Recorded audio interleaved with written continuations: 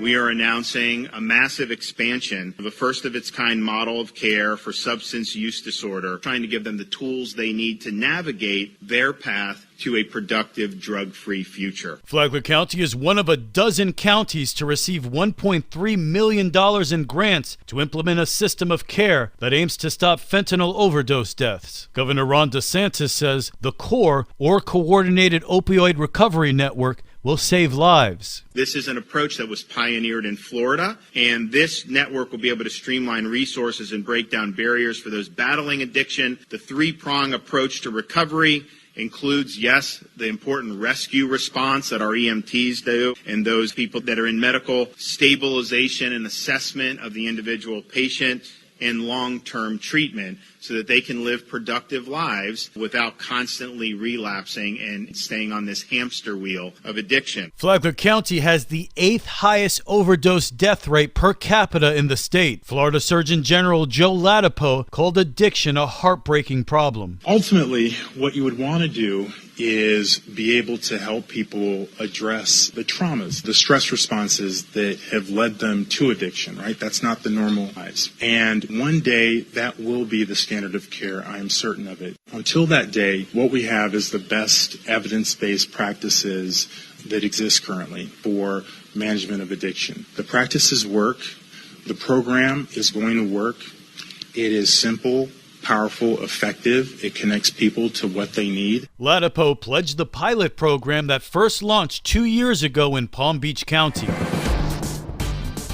This local news is a service of Flagler County's Toyota dealer, Beaver Toyota, US 1 St. Augustine, here to wow you. The iconic Flagler Beach Pier could remain shut down until it's rebuilt. City Manager William Whitson says an engineering inspection determined the Hurricane Ian damage made the pier unsafe.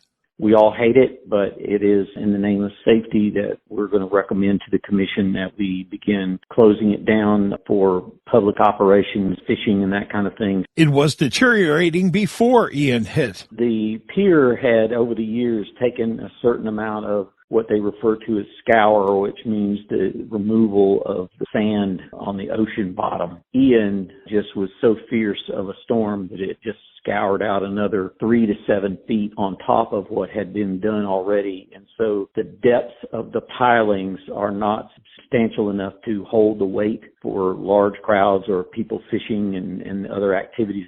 And while the pier could be repaired, if we wanted to spend over $1 million to get it fixed, then sure, we could do that. But it doesn't make sense to spend public funds that way and then demolish it for the purpose of rebuilding. The City Commission will review the engineer's recommendation this week. For Flagler's Morning News, I'm Rich Petchke.